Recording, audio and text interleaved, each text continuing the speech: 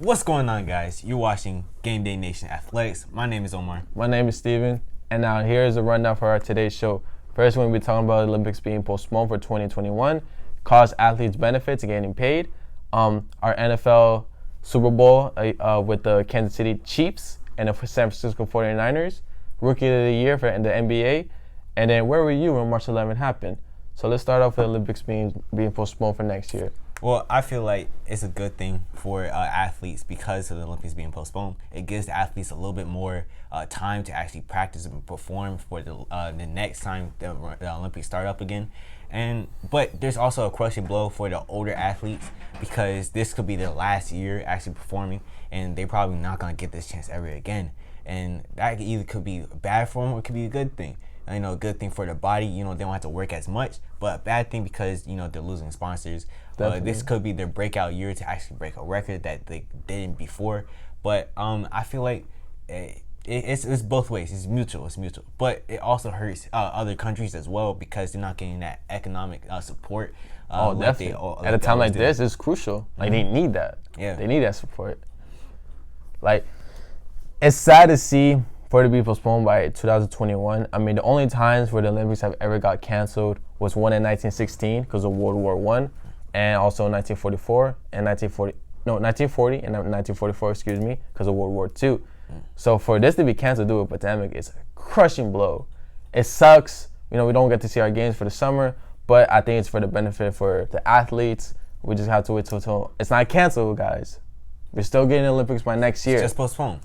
We just gotta be patient. Although I will say there's gonna be a crushing blow for Japan's economy. Oh, for sure. Because they spent a lot of money on that stadium, and for the new facilities that they built and everything. Yep, everything. And they're not gonna get that revenue back anytime soon. So it's gonna hurt them a lot. There were reports saying that Japan invested about $12.6 billion, and that with this summer games to be postponed, they're probably going to lose about 1.4% of Japan's GDP. Just because they postponed the games is going to hurt their GDP. That's a real crushing blow financially. Yeah, man. But, these athletes, they work their butt off. A lot of them start off with, they're 16 years old going to the Olympics. It would be a big thing for them. For sure. A lot of these athletes, they're really young. This is the first time ever having this world stage in front of them, presented in front of them, actually being for sure. Having their abilities being shown, and a lot of stars do be coming out from the Olympics. Mm-hmm. Did I ever tell you that I was an Olympic myself? What do you call those, Olympic athlete? What are you talking about, for say? I was an Olympic athlete. You never knew that? What sport? What sport? Of course, eating. Eating? Yeah. I probably would beat you though.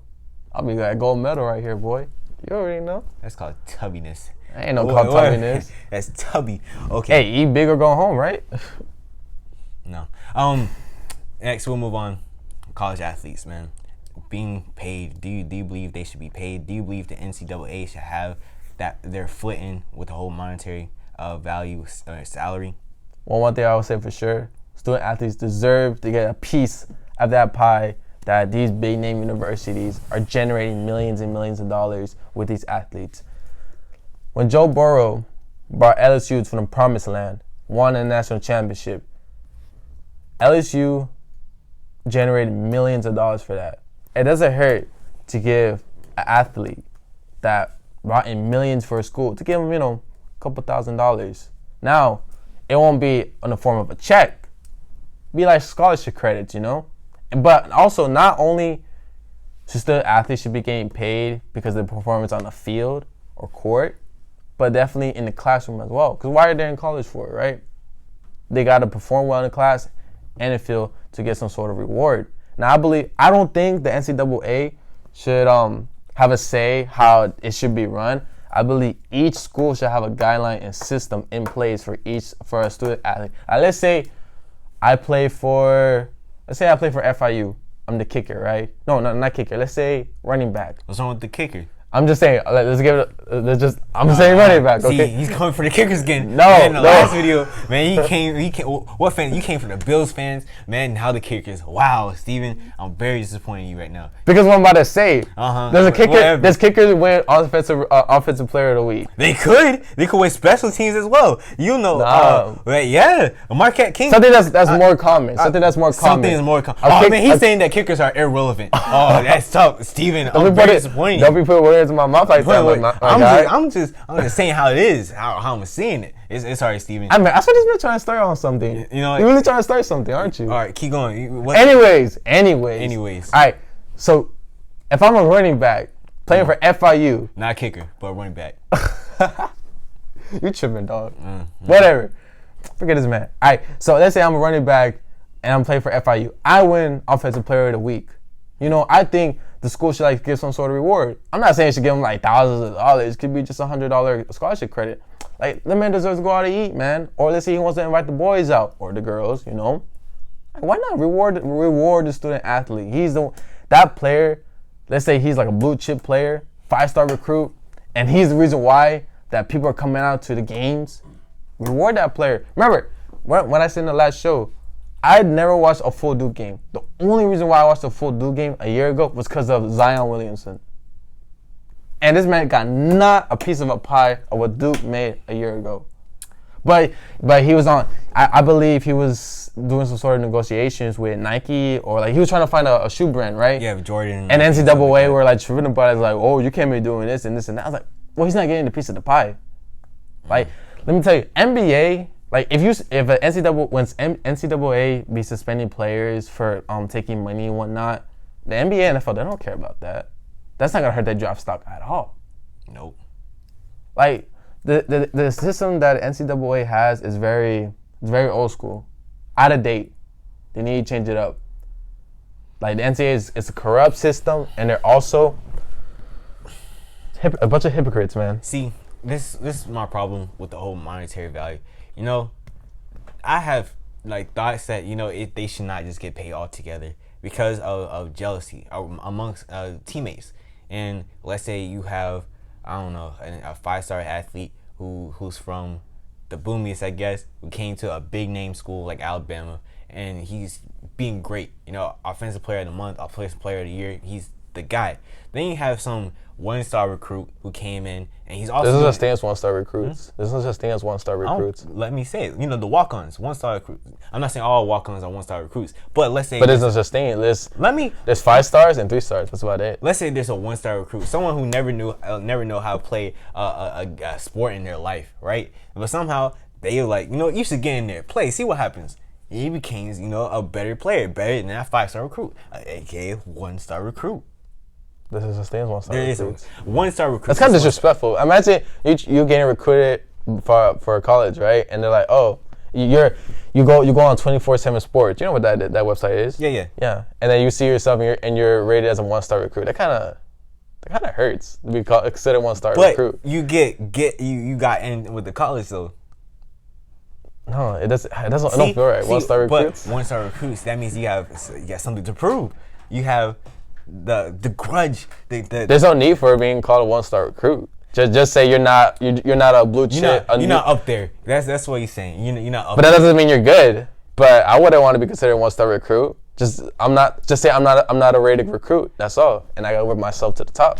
Be a walk on. So AKA 1-star if you're not rated, then all I'm saying is there's no such thing as a 1-star recruit. But go on with your point. Go on with your point. See, I forgot what my point was. Anyways, my goodness. Yeah, I feel like athletes, I don't think they really should get paid as much because of a lot of these jealousy that happens. Because when you really think about it, if someone performs better and he's getting compensated, but you're doing the exact same thing, the exact same level, and you will feel a certain type of way. You'll feel like, wait a second, they're looking at him more. I wonder why is that? Am I not doing the right thing? Then you have that feeling of that athlete will transfer schools. And I don't know, that'll make the school look bad. Well, Omar, that's the thing though. That is going to depend on the school and the system they put in place. Because like I said, NCAA is not going to be in charge of this. This should be depending on each school and their own system. Now, let's say you're not that blue chip player, I mean, we live in a. I mean, this is not no socialism society, right? Like everybody should be treated the same. Yeah. Like, if you're not a blue chip player out of high school, you're a walk-on, right? There's still ways to make money.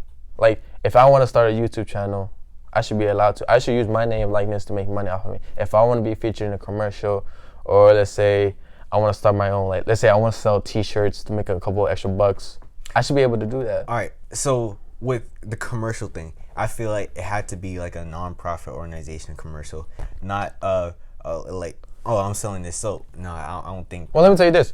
I should say that NCAA should adapt to the rules that the IOC has, the International Olympic Committee, with their athletes. They should adapt to that because they're not making money for going to the games, but they're getting revenue by sponsorships and whatnot. But the thing is, a lot of these athletes aren't too. really, like, you know, I guess, I know what you're saying. I understand what you're talking about. But a lot of these athletes range from, like, 16-year-olds to 16. You know, Oh, that's too young. 17. 16 gymnastics. Well, 16. 16. In a college. No, not in college. I'm talking about. Oh, you're talking about Olympics. Okay. My gosh, 16-year-olds. It ranges from 16 to like 42, right? And the 16-year-olds, the sponsors help them go to Olympics because they don't have any money to provide it. You need the money for the clothing. You need money for the flights. You need money because this is coming from your own pocket, and without sponsors, you wouldn't have that. See, with college, a lot of this stuff is already given to you. So that's unless you're a walk-on. Yeah, unless you're a walk-on. But I feel like walk-ons should be looked at a little bit more when it comes to like the monetary value. Because if a walk-on can perform better, like a starter, I feel like they should have some type of compensation. Well, eventually the walk-ons will be rewarded a scholarship. Because you've seen videos where head coaches, they'll be like calling out, all right, walk-ons, please step forward. Yeah. And they do like a whole speech in front of the players. They're like, you know what? You get a scholarship. You you know, they feeling like Oprah right now. And I feel they have to earn that scholarship. But I feel like they should get, like, you know, just a little bit more because of their effort, because, you know, they're actually putting, I feel like they're doing much more harder work. But you're doing all, like, being a walk-on is not really guaranteed you're going to stay in the team. That's what I'm saying. That's why, like, once they make the team, I feel like they should. Oh, yeah, of course. Yeah, of course. Okay, I understand your point.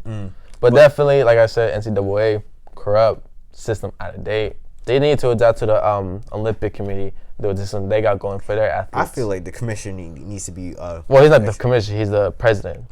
Mark Emmert. Mark Emmert needs to be changed up because the whole situation is not looking so well. But I don't know. He has a different motive, and it's not really functioning with the whole student athletes and stuff like that. Definitely not. And I feel like he's making it worse. He's not improving NCAA. He's just making it worse with the whole coronavirus thing. Trevor Lawrence, where he did his campaign, just a GoFundMe page, and they shut it down for some reason because he used his name, because he's not allowed to use his name or his popularity or anything to get money, but it was for a cause. So I feel like that should be changed a lot. If it's for like a certain cause, it's for a nonprofit organization. I don't see the reason. But there's others with the whole managers thing, like NCAA's or restricting managers. You can't have like managers. Oh, don't you mean like an agent? Yeah, an agent. Oh yeah. Yeah, they were restricting that for a bit. But I understand that, you know, these kids are young. They'll make kind of young, like. But you do know, like, these students, they don't get an agent until they're about to go pro. Yeah, but there was an agent. I forgot what player it was, but the agent was already contacting before they went pro, and before he was about to, you know, declare a draft or anything like that. Right. I forgot the athlete's name, but I'll get to you next video. But yeah, I feel like, you know, the NCAA needs to change their whole rules and their whole style of trying to prohibit certain things. One thing that I know that we can all agree on, be on the same page, as the NCAA is a corrupt. I have to say that again. It's terrible. Like, the sport, college football is something, and basketball, baseball even. Oh, baseball. I love college baseball, college World Series. See, I feel like baseball is not, like, college baseball for sure, it's not being looked at. And it's not getting the recognition it deserves. It's not really getting recognition. And plus, I feel like the MLB also takes part of that as well, because they don't really highlight, the players that they gonna pick up or anything like that. Yeah, that's the argument we were having the last time when MLB draft. They don't really showcase like that. I wouldn't watch the MLB draft, unless this baseball player gets also looked at in the whole NFL as too, like Kyle Murray, how he was looked at in baseball and football. He was a first round pick. Yeah, he was, and I feel like that baseball athlete had to be great in another sport to really be looked at, to really be noticed. Yeah, because that's another discussion for a day. But I will leave it on this about baseball: that when you get drafted by a team in Major League Baseball, you don't play right away in a real. You play in You play in the minors. Yeah, and that could take 2-3 years before you get into the real pros, and you're making not that much money. You're not. Compare if you were to get drafted first round in the NFL, like Kyler Murray, first pick, he's getting millions. So that's another discussion for a day for baseball. But that's how I'm gonna leave it like that. NCAA, but terrible job. Talking about Kyler Murray, we'll move over to football. The whole Super Bowl. Let's talk about that Super Bowl in Miami. The Chiefs were versing the San Francisco 49ers. We already know who got exposed, Rich Sherman. Oh, man. Cooked. But I want to say you're a big fan of Rich Sherman. If you're watching, count on me, invite me to one of your games next time. But Rich Sherman got smoked. He got beat off the line, got cooked. It was against Emmanuel Sanders? No.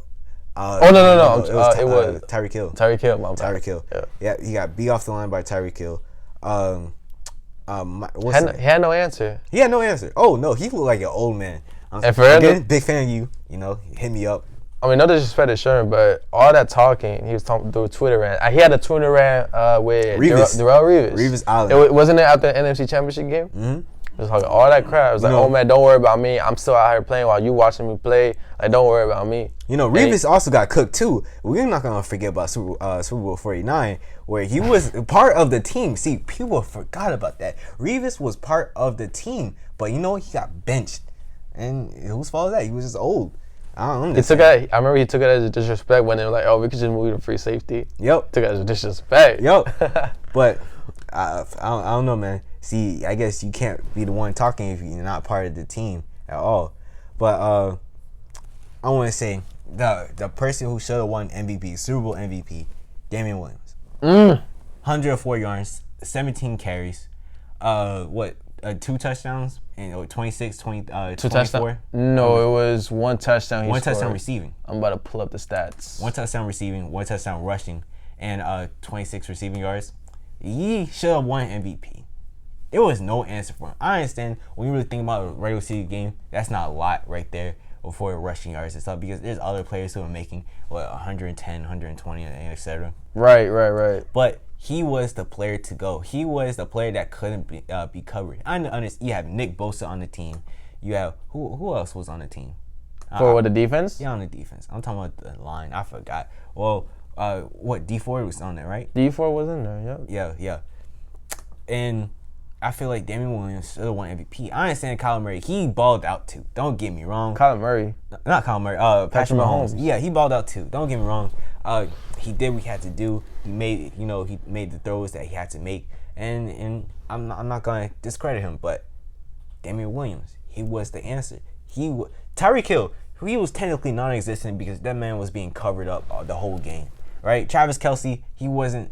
He was there in and out. Buddy, I run that back to me one more time. What you said about Tyreek Hill? Tyreek Hill, look, I feel like he was non-existent. He wasn't performing like non-existent. Look, let me explain it. Let's hear this.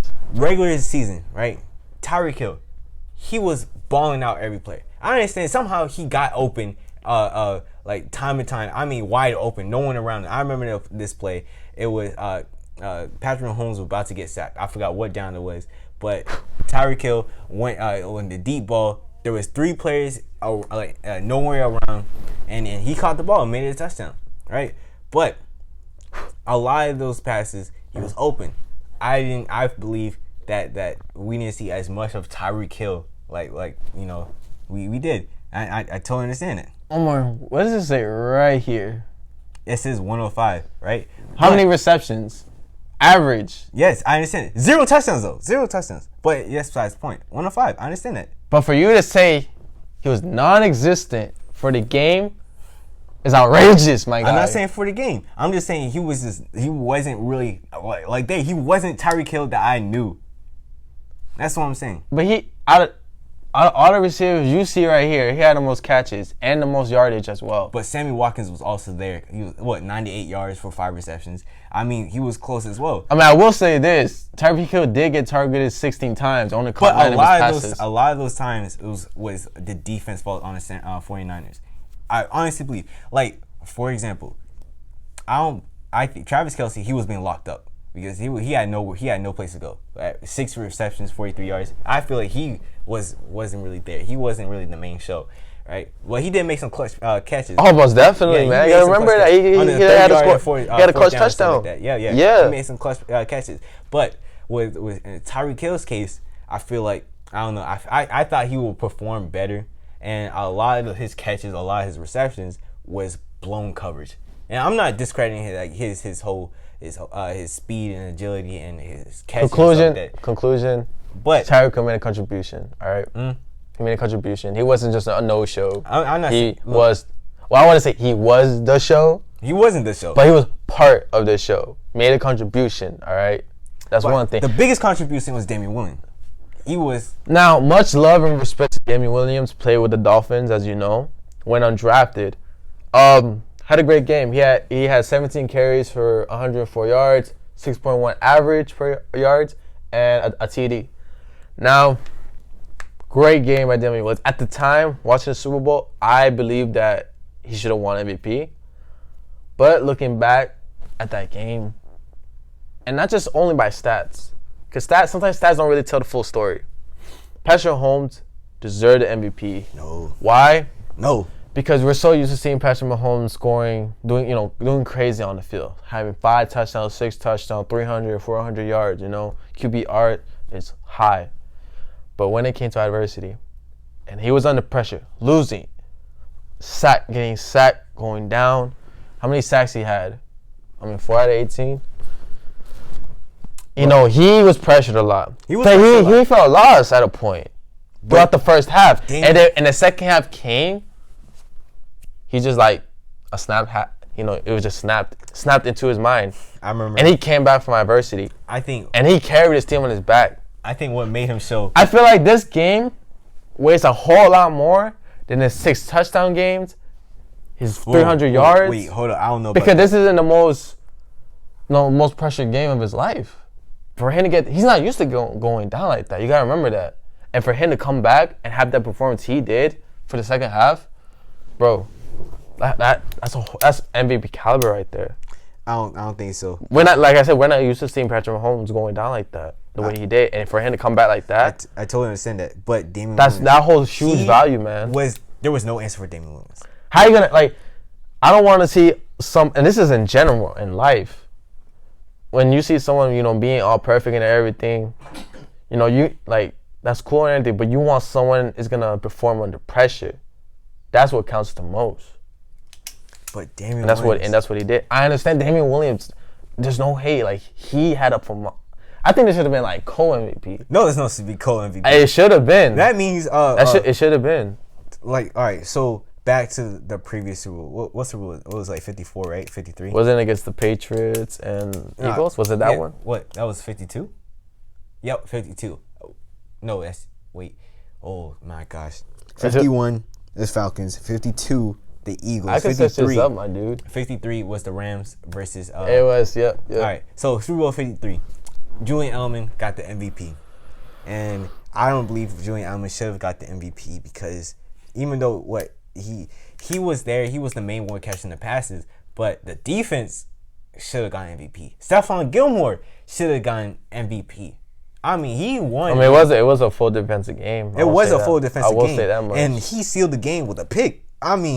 What? But it's all the NFL. I feel like it's always the offensive player who wins the MVP. And I don't feel like Patrick Mahomes should have won, but Damian Williams, he was there. He's showing. But instead of talking about the Chiefs' performance, we could talk about the 49ers' performance and how Jimmy Garoppolo did.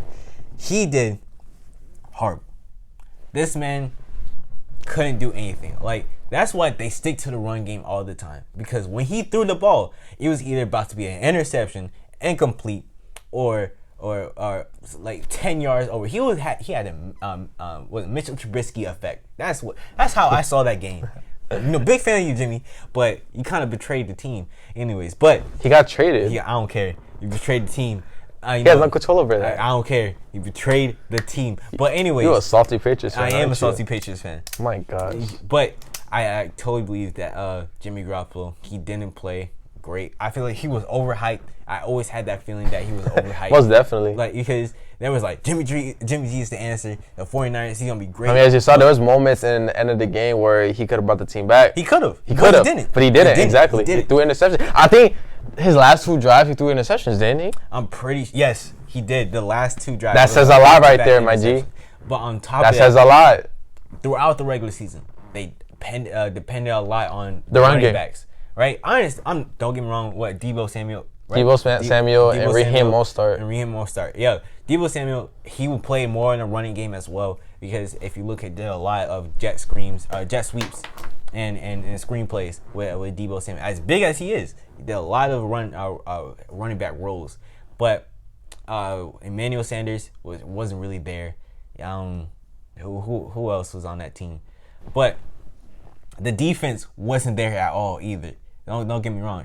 I'm not gonna discredit Joey Bosa. That man was pressuring. I mean, they had a great performance in the first half, but it just went down for a second. I'm not discrediting Nick Bosa. Put pressure of that Patrick Mahomes. But Nick Bosa, he pressured that man all the time. Like he was there. He was there. But I don't feel like he had a supporting cast with him, because Richard Sherman. My gosh. We already know about Richard Sherman. We don't have to go there. We don't have to go there. Anyways. Who is most likely to go back for another Super Bowl run? The Chiefs or the 49ers? Oh, Chiefs for sure, because I don't have faith in Jimmy G. Coming back off the offseason, I don't think that he's going to perform even better unless they look at more of a passing game and actually improve his skills as a quarterback, because his, pocket awareness wasn't there, because every time he was under arrest, he just collapsed. He just didn't know what to do. He will throw the balls without even thinking. Like, he will panic. And I feel like they need to work on his style as a quarterback, as a pocket passer, and that's what he really is. In my opinion, I feel like he's more of a pocket passer. I understand that he has a little bit of mobility on him. He could roll out if he wanted to, but he really is a pocket passer, and he got to focus on that. No, but though, this might surprise you in a way, and it actually surprises myself. Both teams have a chance to go back to the Super Bowl. Definitely Kansas City, but when I think about 49ers, I think about Kyle Shanahan. But I have a great belief in that head coach. You had to, and I believe Jimmy Garoppolo will learn. I'm not saying he's gonna be like a top tier quarterback. No. He's gonna be like one of those like quarterbacks that will get it done, like Ryan Tannehill. He'll get the job done. I compare Jimmy Garoppolo to Alex Smith. That's how I see that's a fair comparison. Yeah. Alex Smith, he was that check down quarterback. He would always get it done when he needed to. He only went to the playoffs like one time, twice, something like that. That was about a couple times. Yeah. But he couldn't make it all the way because he wasn't that quarterback. He wasn't that all-time. He's not the type of quarterback you depend on to carry the team. Yeah. But if you want the job done, you get a good record. Jimmy Garoppolo's a great player. Yeah, don't get me wrong. He's a good player. He's still young. Still has to wait. Oh, definitely. And I believe he's gonna grow. He's gonna take this performance he had in the Super Bowl. He felt pretty excited because he was doing good in the first half, and then when things started becoming like when the game was on his hands and he had to perform, he couldn't do it. He collapsed. He collapsed. But big name players make big time plays. And he was not a big name player whatsoever. And I feel like there's other teams on the NFC conference that could actually beat them at the point, because I feel like the Cardinals are a team to watch. The Lions, because they technically stole all the Patriots players. They're technically. That don't mean they're gonna be good. They're the New England Lions. That's what they are. That don't mean they're gonna be good. You're right. Anyways, but teams to watch. I believe Kansas City Chiefs are whatever. They're definitely gonna have another run. 49ers, it's a tricky one, but they still have chance. They have potential. Now, before we move on from this topic, I do want to say something. What touched me a lot more in that Super Bowl was when Raheem Mostert and Damian Williams. After, Kansas City won the Super Bowl, Damian Williams ran up to Raheem Mostert. Obviously, Raheem Mostert is broken. He's crying, lost the championship. It's okay. We all got emotions. But what touched me is that both of these players went undrafted. And for both of those players to perform to the performance they had in a Super Bowl is major for two undrafted players. Damian Williams ran up to Raheem Mostert saying, bro, it's all good, man. We did it. We made it. We're in the biggest stage. We out here perform, man. We passed all expectations. And to me, that was something more, like, real beautiful to me watching that game. Going to Super Bowl is a hard job.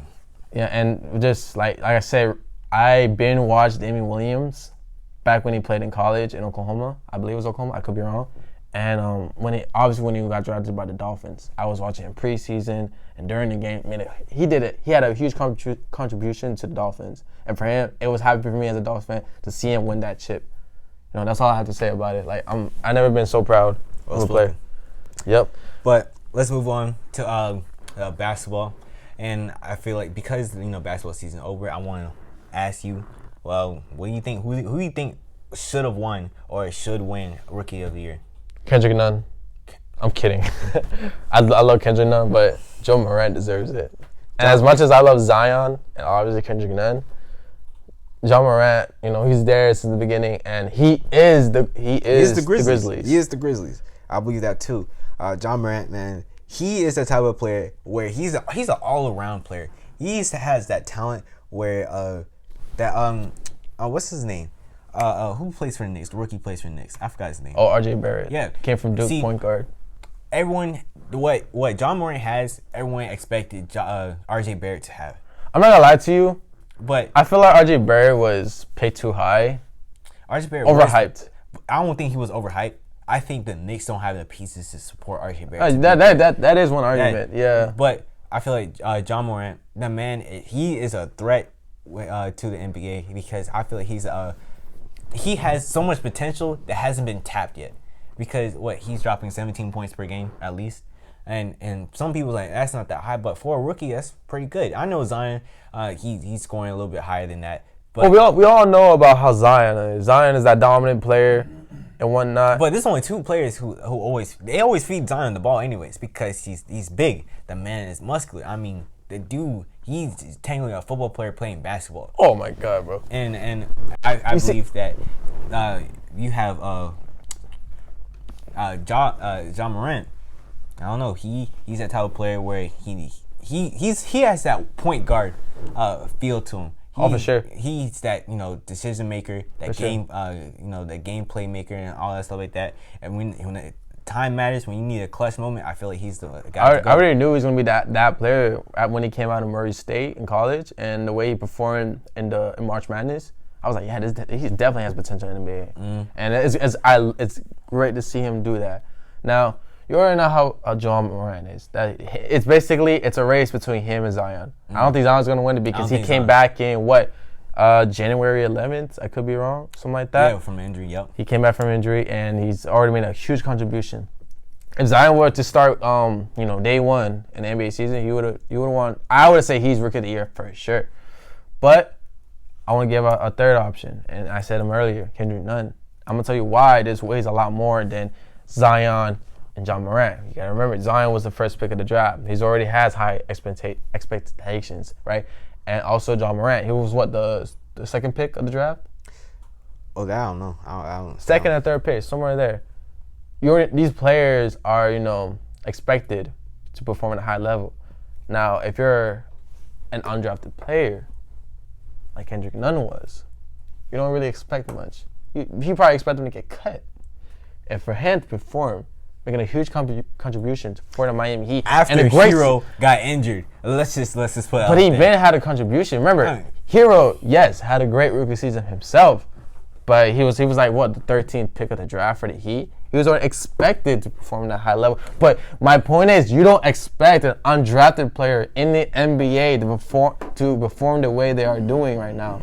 Kendrick Nunn, man, put respect on his name. I'm not saying he deserves the Rookie of the Year, but he should be definitely put in that class.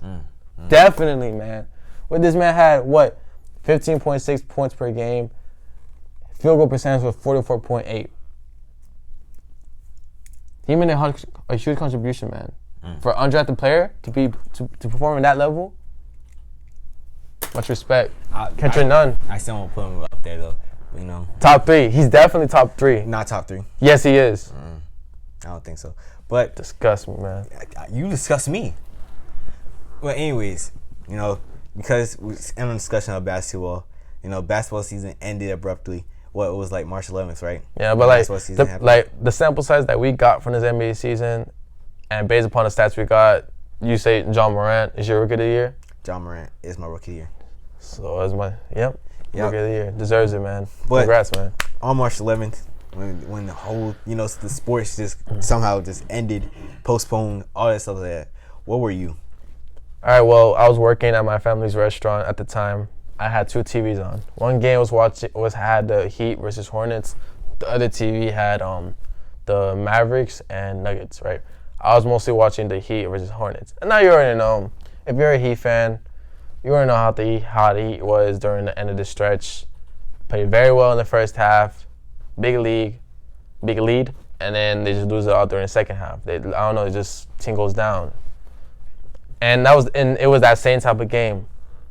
But wow, when I heard news in the middle of the game saying that the season was going to be suspended after tonight's games on March 11th, I was like, whoa, this could be the last game of the season. Who knows? I was like, we don't know what's going to happen. And I was like, you know what? And then I just see that he constantly just like downplaying the potential. I'm like, you know what? Cancel the season. I don't want to watch this. Let me tell you this difference. When you know a team has tons of potential and a championship caliber team, and for them to lose constantly, I feel like that hurts a lot more compared to a team that we know they're not good and they're losing. And for the Heat to do that on a constant basis, I was like, you know, cancel the season. I don't care. Wow, instant regret. Because I'd rather watch the Heat lose than have no basketball at all. But why that hurt me? And then at that same time, I was watching the Mavericks and Nuggets game. I saw the instant reaction from the owner, Mark Cuban, for the Dallas Mavericks. He was on his phone. You know, he was saying that the NBA was going to suspend after the season. He's like, at that point, he's like, you don't know what to do. Should you like call off the game? Should you let continue the game? Like all these players, and they already knew what was going to happen. Like this could be the last game. And how do you how do you play with that? It didn't matter who won or lost that game. It's like, yo, we're gonna be out for a long time. See, I was in Rhode Island in school. I was watching. I think the game I watched that day was the Nuggets game, and during that time, I was like, there was no point of watching any sports, so I had to fall back to my second, you know, heartfelt genre, I guess I could say, you know, instead of sports, you know, anime. I was watching anime at that time. That's the regret. You know, watching Naruto, no regret, and I felt like that it hit me. I kind of teared up a little bit knowing that, man, no basketball, no any type of sports that's gonna come back on anytime soon. Everything was postponed. Everything was canceled. From basketball to cricket to I don't know if the Masters still coming on. No, they canceled. They canceled the Masters? They postponed it for like November. Oh right. It was hurtful, but it was a struggling day.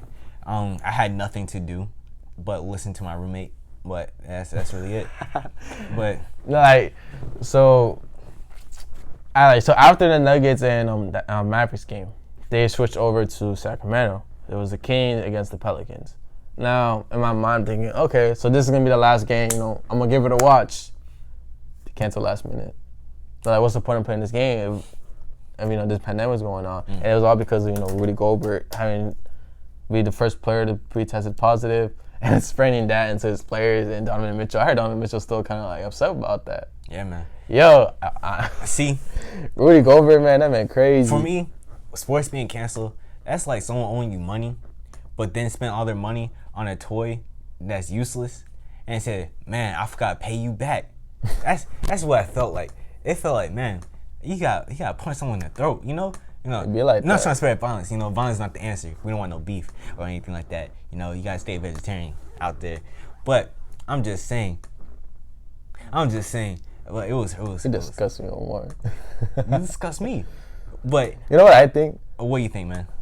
You know how when you know us meat lovers, when we put like a steak on the grill and you see that, you know, that sound, that sizzle? Sound? Yeah. You know, like, oh God, that's so good. Do you think vegetarians have that same feeling when someone's like cutting grass or something like that? What? What? Whoa. It's just a thought. That is a thought because he's cutting grass. So you thought, okay. But we just gonna wrap this up. I don't know what that statement came from, but we gonna wrap this up. You know, my name is Omar. Hold up. In the meantime, though, before we end the show, y'all gotta watch that Tiger King, man. First of all, we're not sponsored by them. Netflix. Hey, I would love to be sponsored by them, though. Unless you're paying us, we'll sponsor it, but we're not sponsored. Forget that. No Tiger King, whatever. We're not sponsored. Hey, cool cats, kittens. No, we're not sponsored. But, you know, you're watching Gameday Nation Athletics. My name is Omar. This is Steven, y'all boys. And, you know, if you have student athletes, if you have any highlights, definitely. Send us a link. Not forget about that. You know, if you want to comment anything else, you know, hit us up. Yeah, and if you guys have any ideas for any topics that we should talk about, definitely hit us up. You know, we're getting our social media pages getting started, Twitter and for Instagram. So you could just send us a DM or a comment, whatever it's for any topics you want us to talk about. You know. Yep. And we could do a little Q&A as well. That's about us. You know, we got tons of story ourselves. All right, we appreciate you guys. You know, for watching. Hope you see us for the next time. Yeah, Gameday Nation Athletics, guys, for life. Appreciate it.